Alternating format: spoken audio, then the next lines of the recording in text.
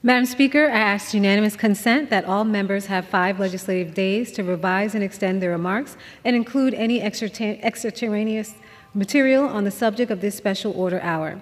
It is with great honor that I rise today to anchor this. Thank you. It is with great honor that I rise today to anchor this CBC Special Order Hour. For the next 60 minutes, members of the CBC have an opportunity to honor Congresswoman Sheila Jackson Lee, an individual of great importance to Congressional Black Caucus, Congress, the constituents we represent, and Americans. It is now my privilege to yield to the Honorable Barbara Lee from California's 13th District.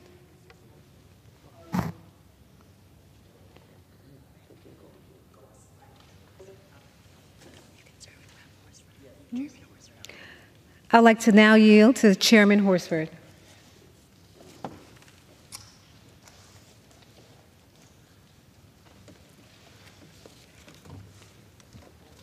like to thank my colleagues, Congresswoman Sheila McCormick and Congressman Jonathan Jackson, for co-chairing our Special Order Hour for the Congressional Black Caucus.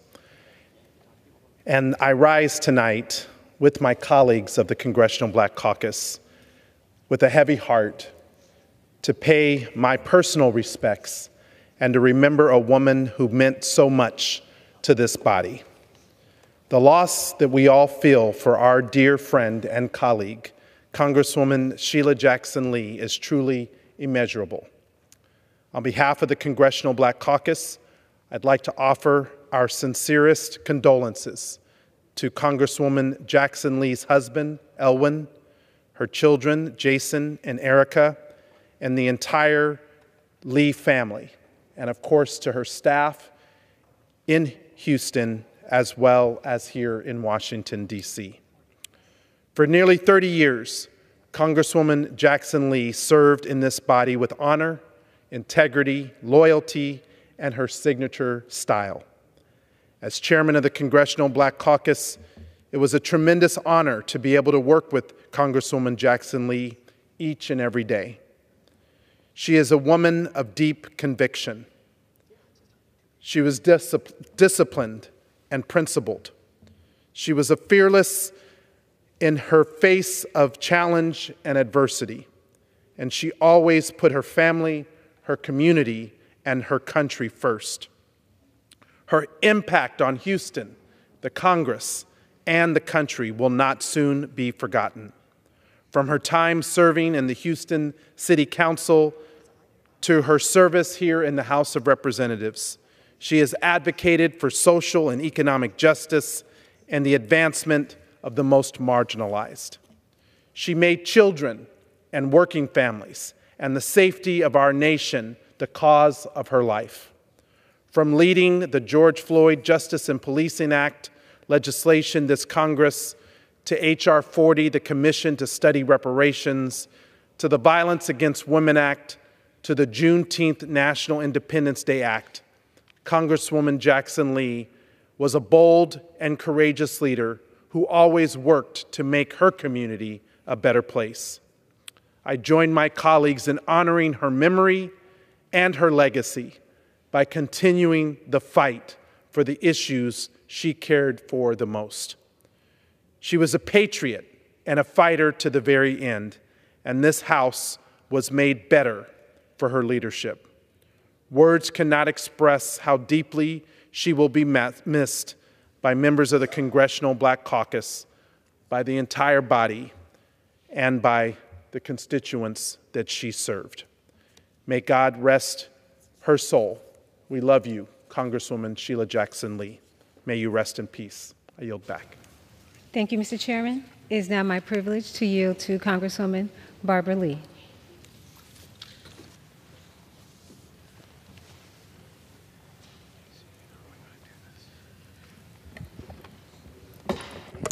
Oops.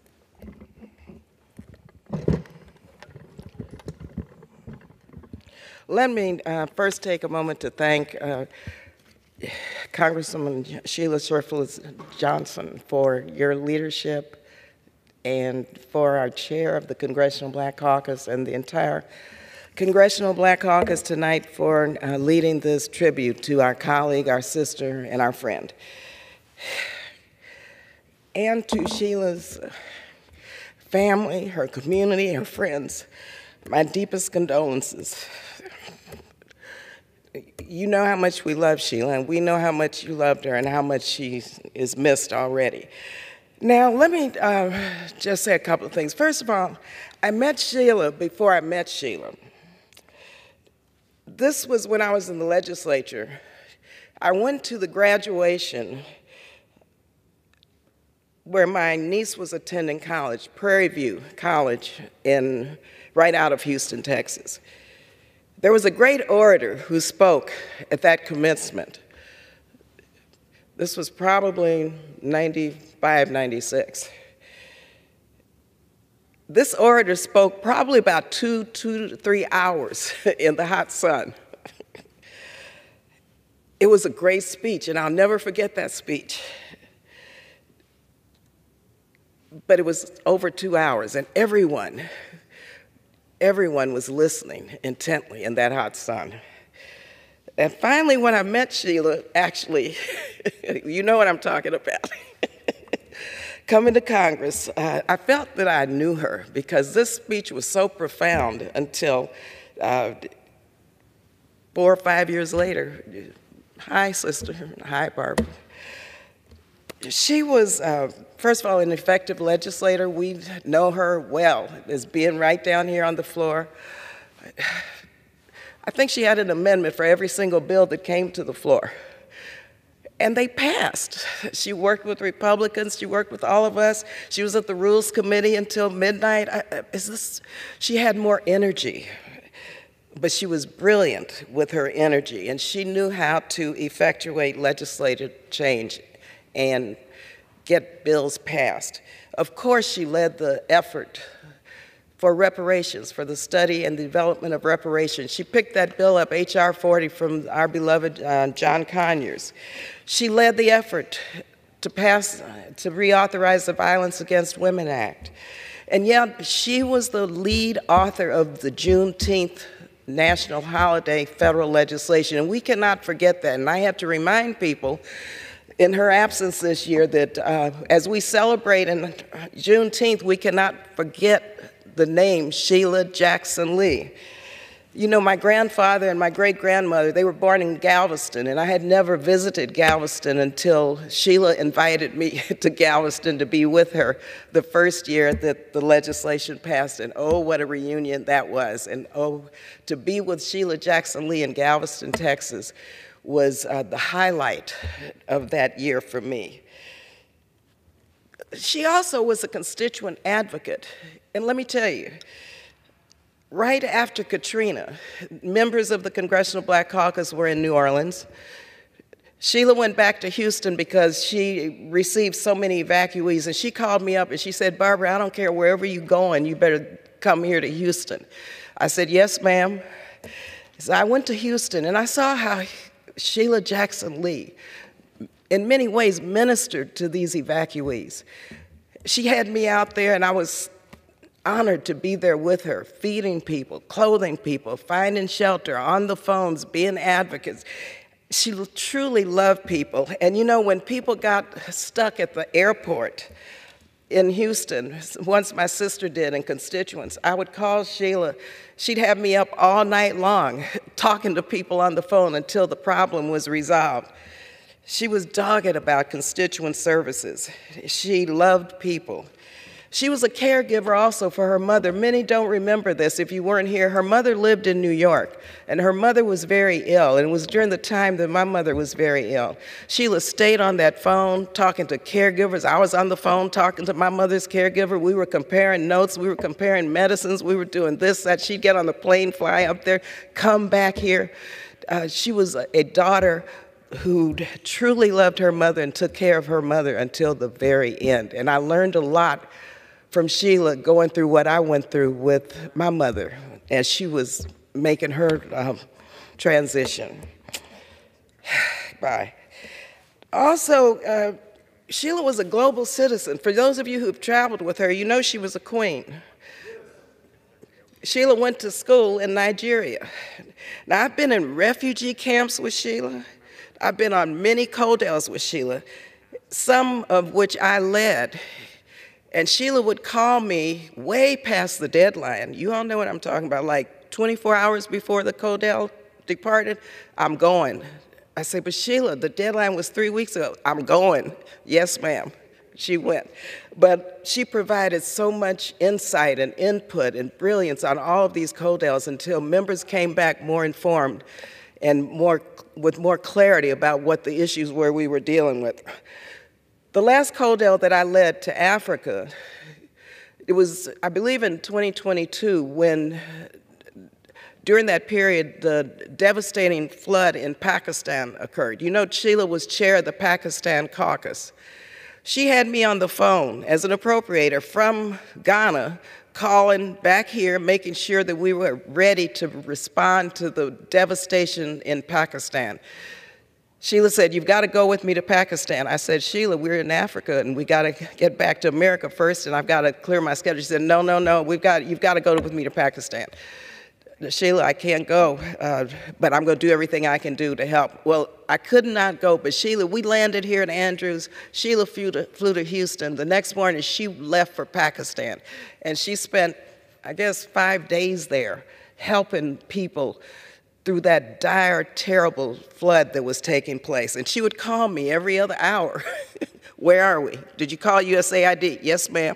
You know, that's how Sheila was. She was a person who was obsessed with taking care of people and changing the world and making life better for everyone. Our personal friendship was deep and broad. You remember she received the John Lewis Award recently for the most amount of 1 minute. And she called me that morning. She says, Barbara, I can't be there, but I want you to accept this award for me. I said, Sheila, they're not going to let me accept an award for you. She said, just do like I would do and tell them you're going to accept it anyway. But that was Sheila. She would not take no for an answer. Also, finally, let me just say, I was her personal photographer. Many of you may have been also. Sheila wanted to make sure she was in every single picture, and if a real photographer wasn't around, she pulled me. And I was looking at my pictures. I have more pictures of Sheila than myself because she made sure she got those pictures taken. But they weren't necessarily for her. They were for her constituents, for her family, for her grandchildren, for her husband. She wanted people to know and to be informed about her work as their public servant. Sheila deserves to rest now. She was a force of nature. Her spirit will live forever. She was fearless, she was loving, she was powerful. And I'm reminded of one scripture, 2 Timothy, and this reminds me of Sheila. For God did not give us the spirit of fear, but of power and of love and of a sound mind. May Sheila's soul rest in peace, may she rest in power, and may she rest. God bless you. Representative Lee. It is now my privilege to yield to Representative Yvette Clark.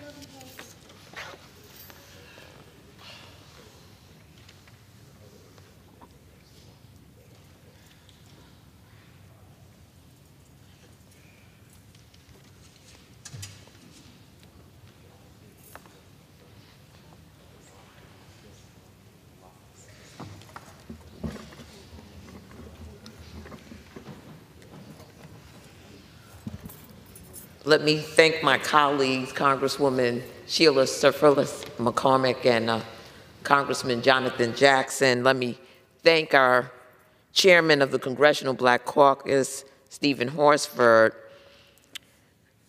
and my colleagues of the Congressional Black Caucus for this opportunity to share some thoughts about our dearly beloved colleague, Congresswoman Sheila Jackson Lee.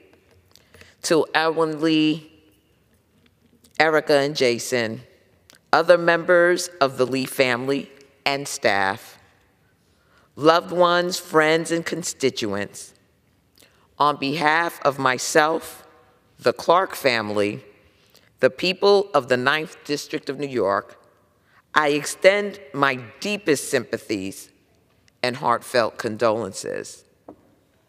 Madam Speaker, I rise on this day to remember the gentle lady from Texas, my friend, my mentor, my dear colleague, the Honorable and incomparable Congresswoman Sheila Jackson Lee.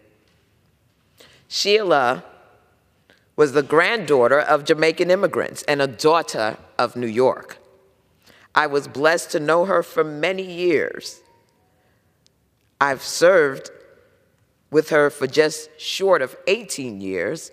We both served on the Homeland Security Committee, and we bonded over many of our deep connections.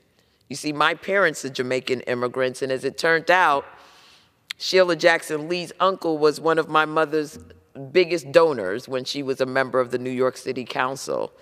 I had an opportunity as a council member to meet the incomparable Sheila Jackson Lee on many events and activities and occasions where we gathered.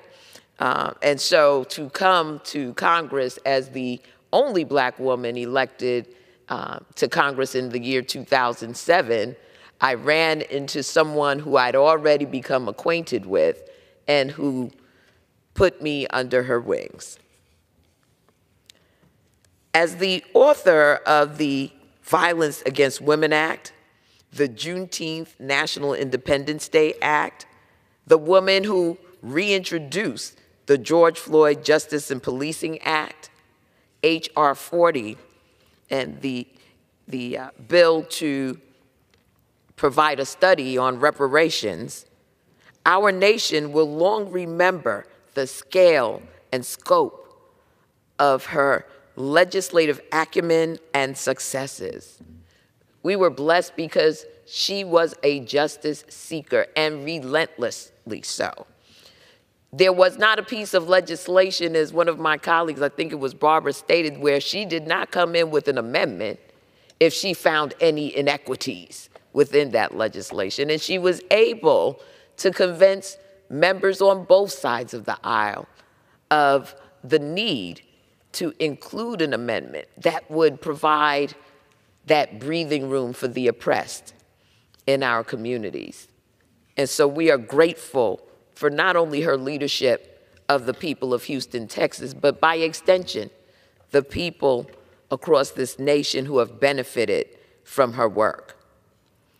And we in the Congressional Black Caucus and countless others across the nation will long feel the gravity of her absence.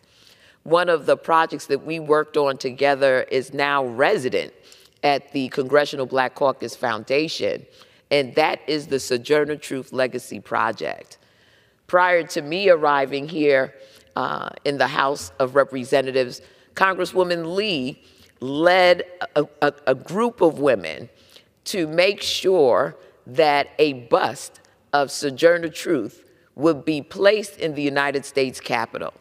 And she worked and she worked and she worked. And the year that I was elected, as it turns out, not only was the legislation passed to have that bust created, but it was actually placed in the new Capitol Visitors Center in 2007. She was an integral part of establishing the Sojourner Truth Legacy Project at the Congressional Black Caucus Foundation, where we look at the work of Black women across this nation, those who are overlooked, who are marginalized, and lift them up for the great works that they do in our communities and across the nation, in every community. And so we will miss her counsel. She often spoke about the struggle to establish that bust, which was the presence and the essence of Black women's power in this Capitol. And we're forever grateful to Sheila for her tenacity and her audacity, that she was a warrior. She was a true representative and an advocate of and for the people who devoted all of her talent, intellect, expertise, and energy to the people. And whatever moments of hardship and uncertainty lie ahead, may we all draw strength from her memory and her legacy. I pray that my sister, the Honorable Sheila Jackson Lee, rests in peace and that she rests in power. And to, again, her staff members who have been loyal to her, who have worked hard because she worked harder to make a difference in this body, I extend to you on behalf of the people of the 9th District of New York, the Clark family, and of course, myself, my deepest sympathies and heartfelt condolences. With that, I yield back. Thank you. It's my privilege to yield to the Honorable Representative Hank Johnson from Georgia's 4th District.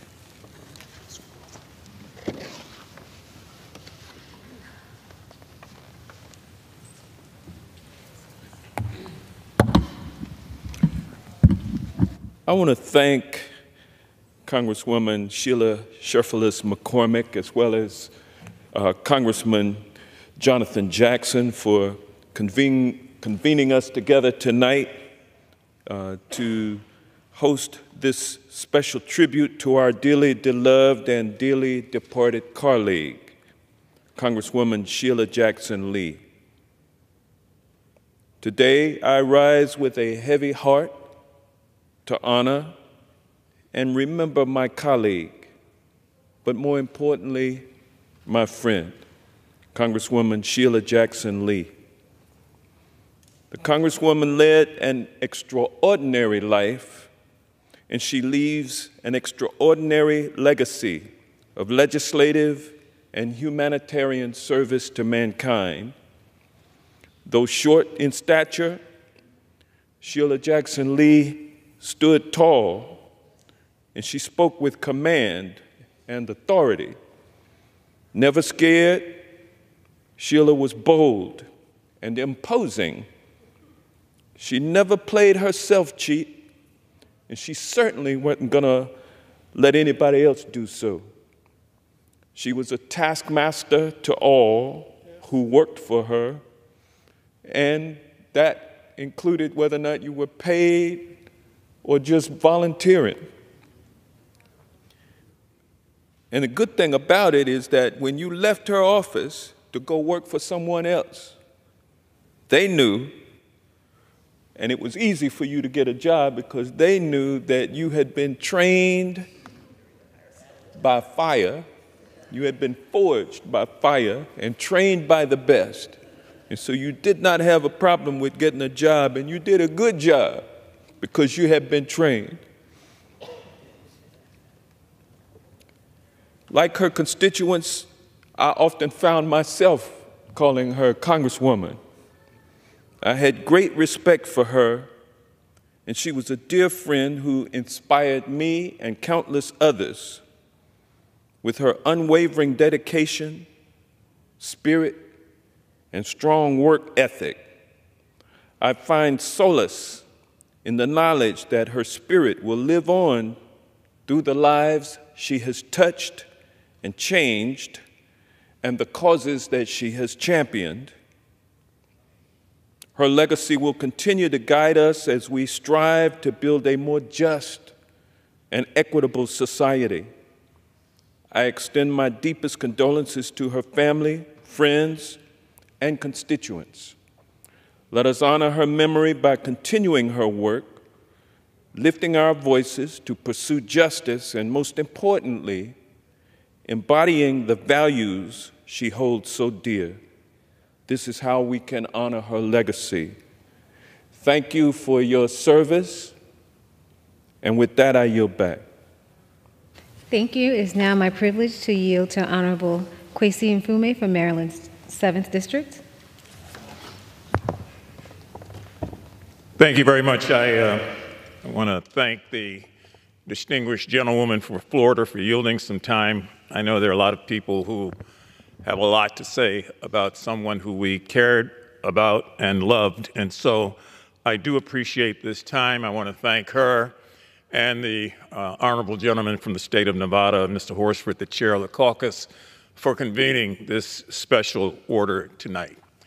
And it is a special order for a lawyer, a legislator, a woman who saw things that were not and found it in her heart to find a way to make those things come into existence. So I extend my condolences to her husband, Elwin, to her 2 adult children, to other members of the Jackson Lee family, and to the people of Houston who knew her, embraced her, loved her, and kept her. I first heard of Sheila Jackson Lee before she ever got here. In fact, I was a member of the House then, and she came in with a big class. I think she got here in '95, and she won the election in '94. I think Jim Clyburn was a part of that class, Bobby Scott, Maxine Waters, a number of people who came in the door bigger than life. And there was Sheila, who was also bigger than life, and who taught us along the way things that were sometimes not so obvious about fighting for what you believed in. She was a member of the Houston City Council before she got here, and they didn't know what to do with her because she would not stop fighting for the things that she believed in, one of which was gun control and gun safety, long before it became something popular for people to talk about and to advocate. And it was in that Houston City Council that Sheila passed their first ever gun safety ordinance, putting the onus on parents to keep guns away from children in the house, to keep them locked, or to not have them there altogether. And some people thought it was an overreach. But nobody knows to this day how many lives may have been saved, how many children could have been injured that were not. And then it was many years later that that same council and many of the people of Houston thanked her for what she had done. Now, before Sheila got here, Craig Washington was the elected member of that district. And in his first term, Sheila challenged him for the congressional seat. She said, "I need your support." I said, "Well, Sheila, Craig just supported me to be chair of the Black Caucus 2 years ago. I can't turn my back on him." She said, "Well, don't turn your back, turn your front. Just stay out of it." I said, "Okay, I'm going to stay out of it." And everybody said she couldn't do it. You can't beat Craig Washington. And we all know how that story concluded. So when she came here and took the oath of office, I, like so many others, gave her a great big hug, because I knew that not just the Congressional Black Caucus, but the Congress in general was going to be made better because of her indefatigable spirit. Sheila was a woman that never rested. I mean, you could walk the halls here at midnight and see her hanging out at a Rules Committee meeting, trying to make sure she could get an amendment in and trying to make sure she could find a way to make a difference. And I remember that first year of '95 when she got here, she went up to Charlie Rangel and said, "I want to know everything you knew about Barbara Jordan." And Charlie said, "Well, you did know Barbara, right?" She said, "Yes, I loved her and admired her. But you know what I don't know because you served with her. So tell me all about the way she was here and how she made a real difference." And then she came over to me afterwards and said, "And I want you to stay here because I want you to tell me all about Mickey Leland." She said, "You served with him, you and Mickey were buddies, and you sat with him the night before he left to take that flight that he never came back on. I want to know what you talked about and what's going to happen now that he's gone and I'm here, and how do I find a way, like with Barbara Jordan, to make a real difference in this house." Her spirit was irrepressible. She had a personality that was all her own. The word was that witnesses coming before the Judiciary Committee didn't want to come before the Judiciary Committee if they were wrong, because they knew as a trained lawyer, she would find a way to pick them apart. And she did over and over again. And she did it not for herself, but to have the truth come out and to make sure that the testimony was something that people could build on and learn from. She worked so hard. I'm looking at this white bouquet of flowers, and I almost picked it up and walked it over to that aisle on the edge where every year, every president that came down that aisle had to shake the hand and say hello to and pay some homage to Sheila Jackson Lee. So we loved her, we still love her, and we will always love her. She was a worker who made all of us around her work harder, and we are all so much better because of the fact that she served here. Now, our dear friend Don Payne Jr. passed away a couple of months ago, and many of us went to Newark for the funeral. It was a tough loss, just like this is. I had served with his dad, and so it was especially tough for me because his dad and I were buddies. But I point now to Congressman Jackson of Illinois, who I said that day, thank you so much for taking care of Sheila. She could barely get up to Newark with us, but she cared so much about paying tribute and honor to someone she worked with and cared about that she found a way, barely walking, to get on that plane, to go to that funeral, and to come back. And I commended Congressman Jackson for taking the time to do all that he could to make her trip better and to keep her safe from all that could have gone on, not so much on the trip, but in terms of her health, because we all knew that she was declining and we didn't know what was going on. So thank you, Jonathan, for that. My thanks to all the members of the caucus who are here, all of which have stories about Sheila and our love for her. And I can tell you, because I feel it, her spirit will remain in this place for a long, long time to come. Every time somebody says Juneteenth, they're going to say Sheila Jackson Lee, or reparations Sheila Jackson Lee, because she would run behind us, have you signed on to HR 40 yet? And we'd say yes, and she'd say, go get me 2 others. So again, thank you so much for yielding. My thanks to all of you from the caucus who are here. Congresswoman Lee, thank you for reminding us of some stories that we had long since forgotten, and I yield back the balance of my time. Thank you. Thank you. It's my privilege to yield to the Honorable Assistant Leader, Joe Neguse.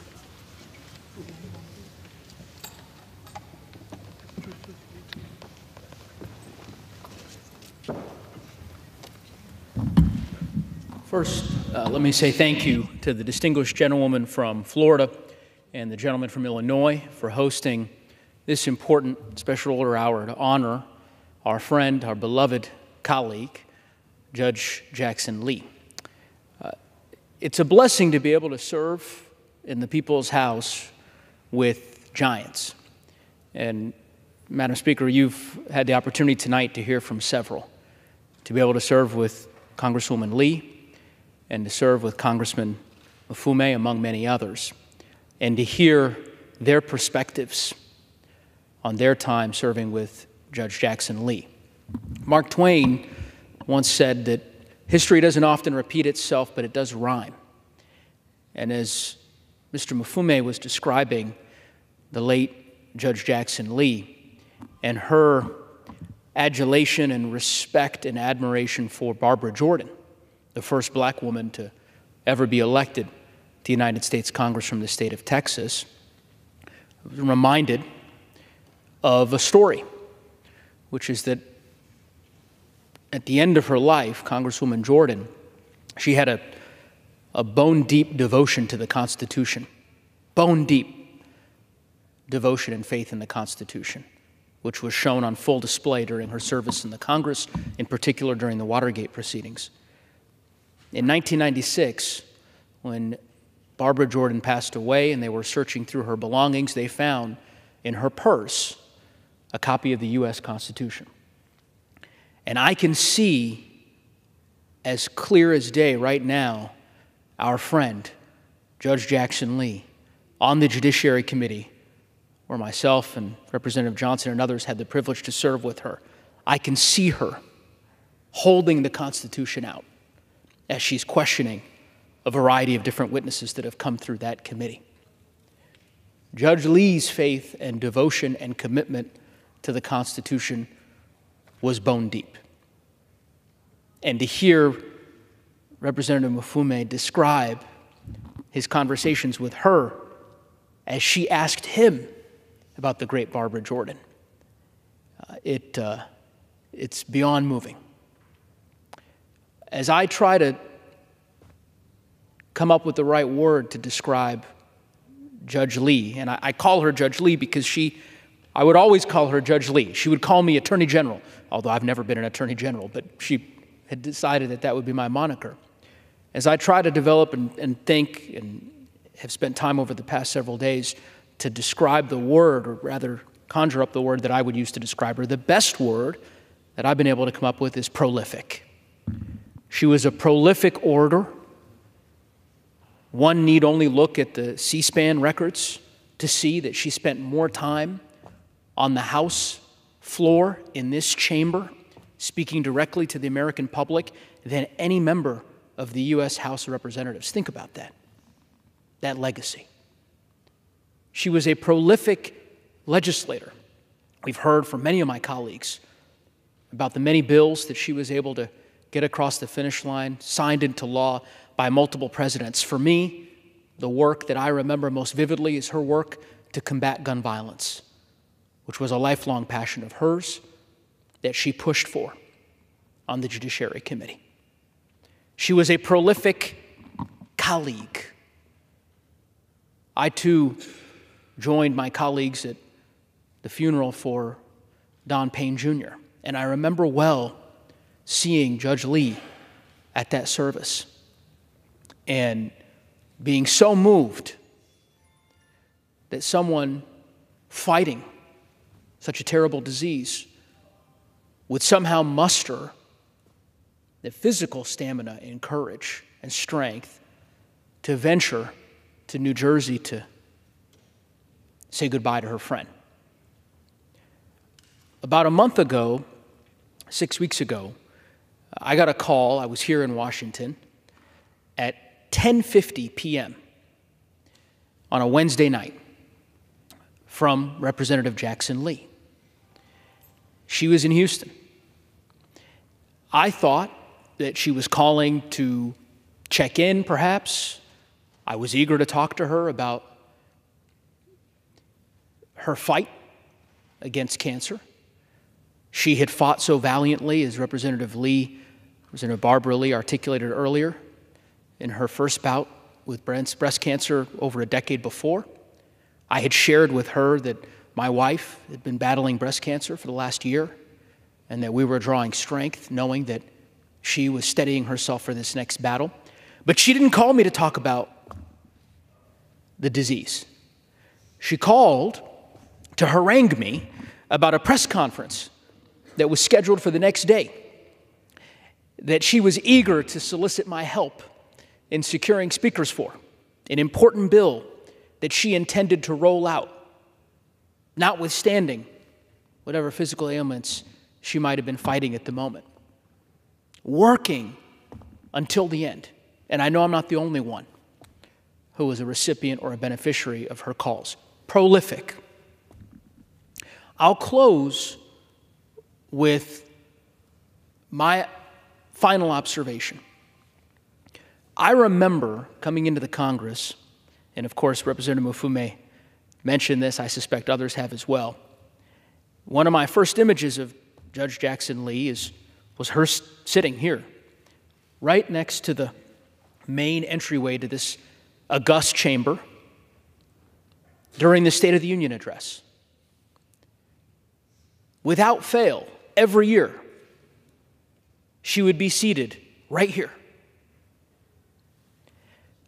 A few days ago, I came across a commendation, a recounting of Judge Jackson Lee's life and this particular author's view of why Judge Jackson Lee always found herself right here. Their view, their belief, their theory was that for a black woman representing tens of millions of people from the state of Texas, a woman who was in one of the first co-ed classes at Yale, one of the first black women to matriculate from that institution, it was important to her that others see her, that young black women, like my 6-year-old daughter, could see her, could be inspired by her, could know that if they worked hard enough, they too could find themselves shaking the hand of every president for the better part of the last quarter century. And reading that, it all made sense. Godspeed, Judge Lee. Thank you for your service to our country. Your family is in our prayers. I yield back. Thank you. It's now my privilege to yield to Representative Ayanna Pressley from Massachusetts.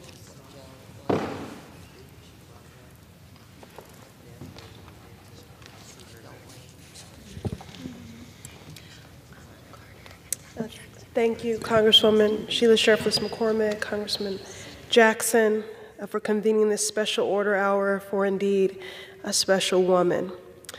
I rise to celebrate the life and legacy of Congresswoman Sheila Jackson Lee of Texas' 18th District, legislator, scholar, orator, truth teller, and justice seeker. From Houston to Boston, from the nation's capital to throughout the African diaspora, Sheila Jackson Lee is a name you should know. But if you don't, trust me, you have benefited from her work.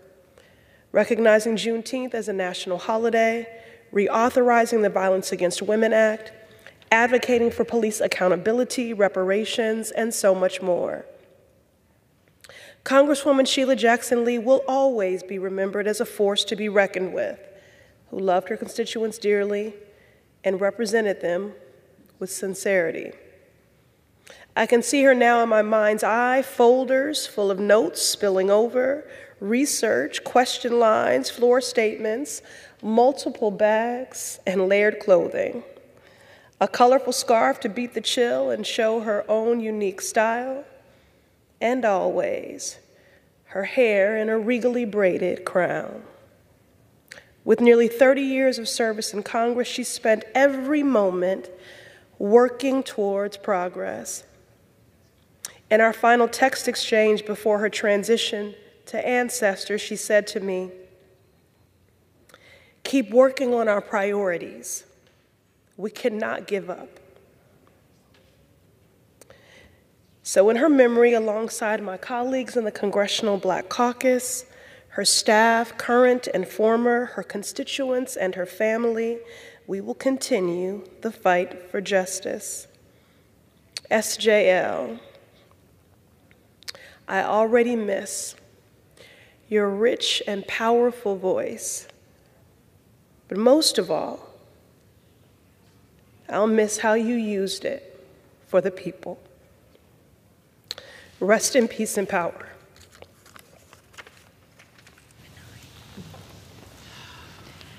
It is now my privilege to yield to the Honorable Troy Carter from Louisiana.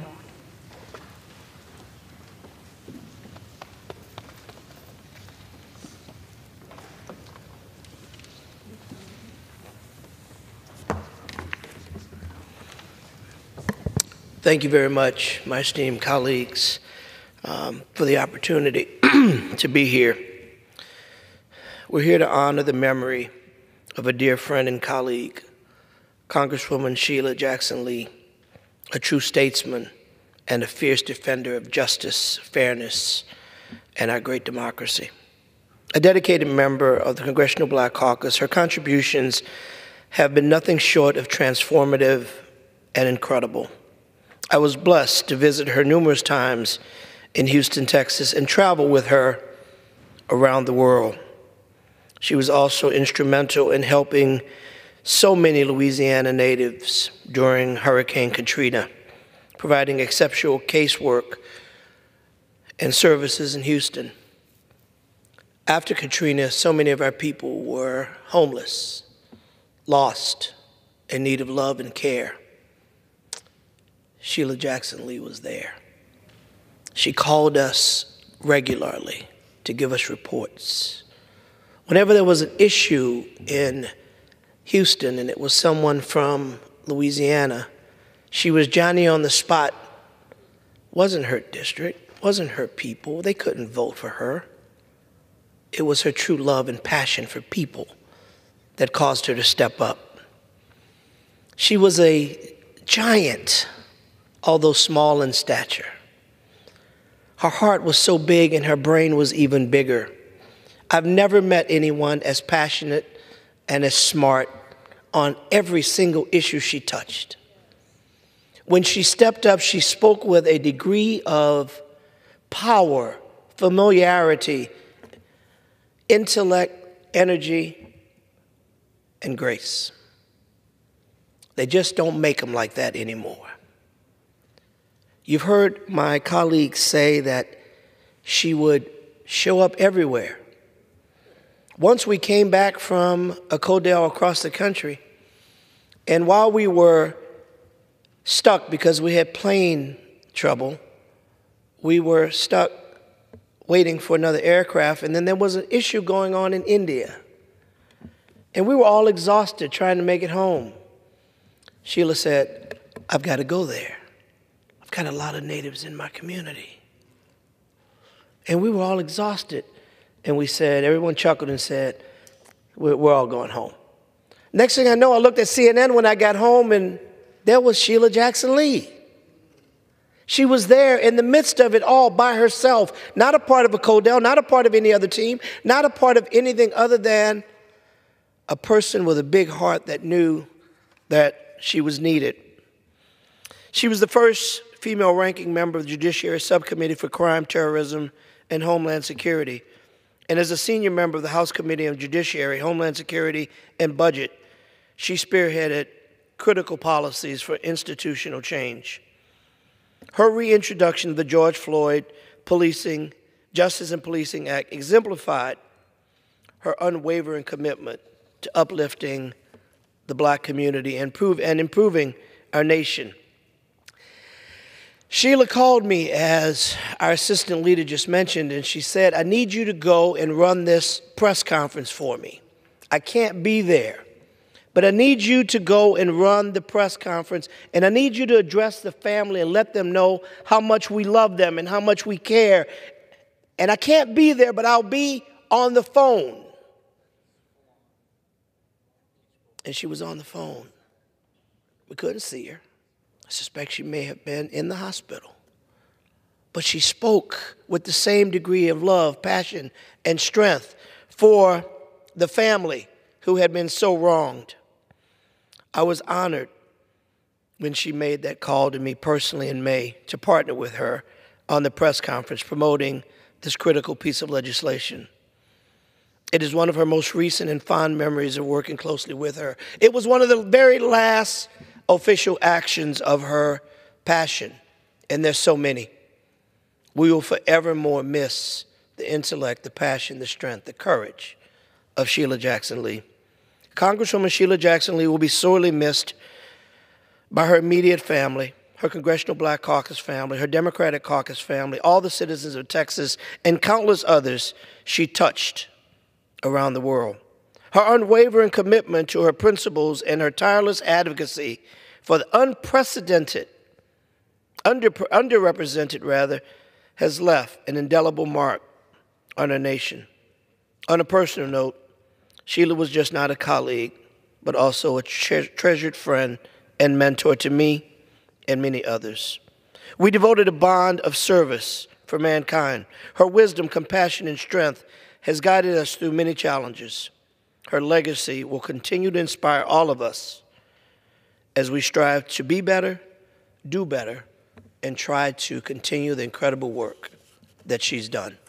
Rest in peace, my dear sister. Rest in peace. Thank you, Representative Carter. Madam Speaker, may I inquire how much time is remaining? The gentlelady has until 10 p.m., so there's about 9 minutes remaining. Thank you. I'd like to yield now to my co-anchor, Representative Jonathan Jackson from Illinois. Thank you very much. I'd like to thank the Honorable Sheila Sherfless McCormick, my co-anchor in this Congressional Black Caucus Special Order Hour. I'd like to be affiliated with all of the comments that my colleagues have shared regarding this remarkable woman, our colleague and dear friend, Sheila Jackson Lee. Madam Speaker, I rise tonight to lend my voice to the chorus of those who have gathered in this chamber to honor and give mournful recompense to the life and legacy of Congresswoman Sheila Jackson Lee, a woman of such grave significance who even in repose remains a towering figure among us. Sheila Jackson Lee was no shrinking violet. She was no harbinger of demure expectations, and she did not cower in the face of adversity, nor did she retreat in the midst of a storm. Sheila Jackson Lee did not do as some have already done, namely get elected to political office and forget where they come from. Sheila Jackson Lee carried the people of Houston with her because her dreams were their dreams too. Their adversities were her adversities too. And she wanted for them, she no less, and likewise wanted for herself. Here is a woman who in her lifetime had to deal with policies, who told her she had to sit in the back of a bus. And she went from having people tell her she had to go through the back door to being a member of Congress who passed laws to make America a better place for all people. She lived long enough to see President Barack Obama ascend to the presidency. She lived long enough to see a Supreme Court justice in a Ketanji Brown elevated to the Supreme Court. And she was just a few days away from living to see Vice President Harris selected to be the Democratic nominee for the presidency of the United States. What a life, what a witness, what a legacy. Tonight I say to you, a mighty oak has fallen. I shared so many evenings and days and times with Congresswoman Lee. My heart is filled, and I thank God for having come this way. I felt in many ways, in the words of the book of Animal Farms, all animals are equal and some are more equal. I'd never looked at myself as a peer of Congresswoman Sheila Jackson Lee. I was honored to carry her bags. I was honored to walk beside her. I was honored to be in the midst of her company. And I thank God for having put me in a place where I could be from afar and then in my lifetime be able to work up close and hand in hand with her. And there in this place where she will no longer stand lives a hole that will never be filled in this chamber. Because while none of us are indispensable, some of us can never be replaced. That is the legacy of Sheila Jackson Lee. This is the brightness of the one who we remember, who in death has become both the singer and the song. So let the word go forth from this time and place that Sheila Jackson Lee was a steel magnolia, one of the daughters of thunder, a woman of such invention and personal power that you could hear the sound of the oceans gathering in her voice. She was, she is, and she will always be one of the great gifts of the African-American community to the future of America. And tonight we remember her. Tonight we sit upon the ground and tell sad stories, and we laugh and joke about the death of a queen here in this chamber. And under the canopy of this temple of democracy, we dare to make letters of her once and glorious life. From serving as the first female ranking member of the Judiciary Subcommittee for Crime, Terrorism, and Homeland Security, Sheila's talents made room for herself. She will be missed, she will be mourned, she will be lamented. But now she belongs to the ages. And like Barbara Jordan, Shirley Chisholm, John Lewis, and Donald Payne, she will be watching over us. Sleep on, my sister. You deserve your race. You have won the race. God will bless you. I yield back my time to the Honorable Sheila Scherfulus McCormick. Thank you so much. I yield the rest of the time to myself.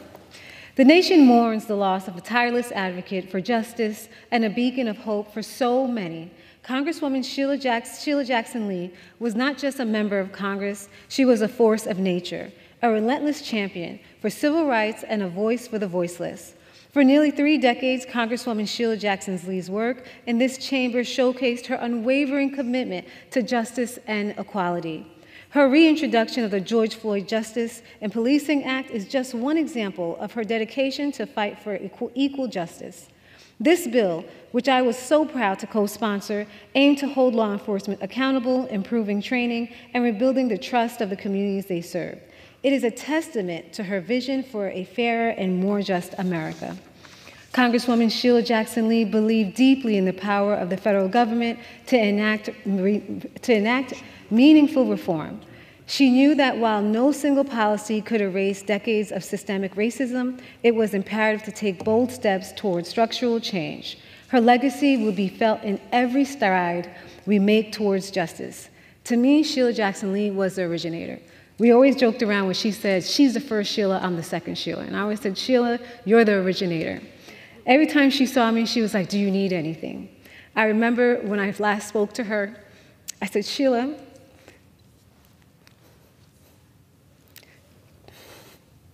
you sound strong today. And she said, Sheila, whatever you need, call me, I will be there. If you need to know how to do it, I'll show you. She made me a promise. She said, I will always be there.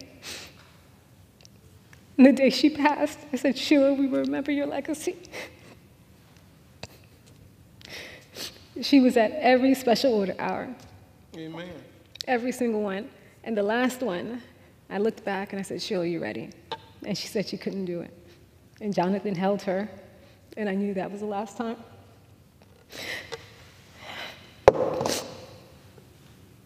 Rest in power, Congresswoman Sheila Jackson Lee. I yield back.